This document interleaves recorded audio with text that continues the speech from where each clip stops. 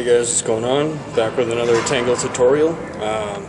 This time around what I want to teach is atomic hyperloops, or more so infinite atomic hyperloops. So we'll cover the just passing from one side to the other thing to work our way towards it.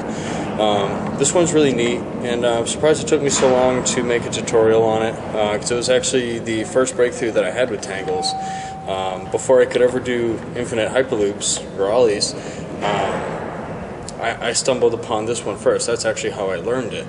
I since found easier ways to teach it, easier ways to learn it, which is why I didn't teach it that way on my infinite hyperloop tutorial. But I am going to show you how to do it atomic. It's really fun, really neat, and hope you like it. Okay, so the first step to learning this is being able to do an atomic barrel roll, which looks like this. That move is exactly the same as a regular barrel roll with a +1 degree twist, where we taught this same exact barrel roll in the Infinite Ollies tutorial, which is a couple episodes back. It's when you come over the top with your leading poi. You can bring them both through the center, like so, and then come out on the other side. This works exactly the same way, and you get to completely rip the idea that these planes are atomic out of your head, because it works the same way. You start just like this. You can even start in vertical plane with your lead poi, and you come across the top.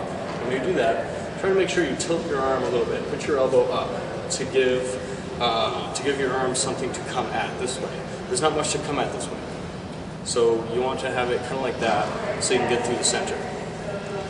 So tilt that elbow up, bring it through the center, and let the left poi come and follow through. And just do it like this a few times. Just get both poi through the center, and that'll be the main point. After that, try to keep them spinning. Do the full exit, and then you're here. From this point, you're going to come with your left hand, or if you're spinning the same way I do with your left, you're going to come over the top, like this. It's coming up through, then the right poi is coming across through. Drop this one real quick. So you're coming over the top, through, and then right poi through the center, right there. So it looks like that.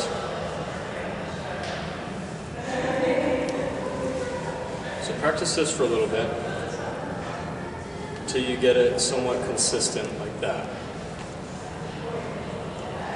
Now, this becomes very difficult to accomplish with longer poi. If you noticed, I had my poi shortened up like this. The longer you have it, the more you have to isolate, and there just becomes not a whole lot of room in your arms. I'll show you what I mean.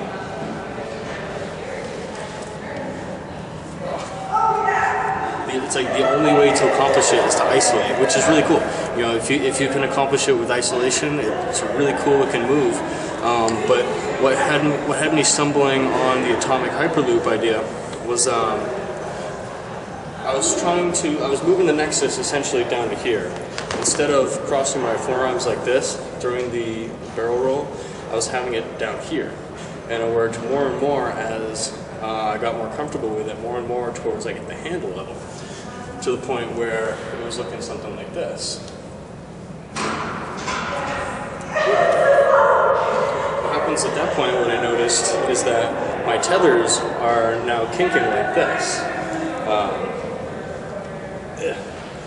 They're doing this number as I'm doing the barrel roll. So I realized that, hey, dude, I could do this as a tangle.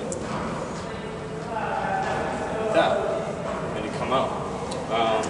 So a good way to start this, if you're not getting it right away from the barrel roll idea, a good way to start it out is, as you have this poi spinning, just swing this poi at it. Much in the same way that you could go like that, like we just taught in the horizontal Ollie class, where you just do this. It's just like that. You're just doing it with this one spinning to begin with. Swing it at it. Just as this one is coming back towards you on the bottom, you have that opportunity to hit it with your other tether. And they'll do an atomic hyperloop, hopefully, if it works out okay. But the big key to make it continue and actually do the hyperloop is to continue the hand motion. That's why it's good to learn the atomic barrel roll first, get comfortable with it, so you build that hand motion muscle memory into your skull. Okay? Because just like with the a regular barrel roll like this, you build that muscle memory and so you can maintain this tangle, right? So it's the same thing with atomic. You may get that muscle memory and you can hold it. It's really hard to maintain the planes, especially the horizontal one. But the better you isolate it, the better you can hold these planes. But this is one of those things that you are required, or you're at least mostly required to maintain that isolation. And it's really difficult, so what I really suggest is just going for one pass, go for the one pass, come back, try to get two in there, come back. For me, coming back from the other side is so hard. I can't actually maintain it from that side. But you just hold it here, as long as you can.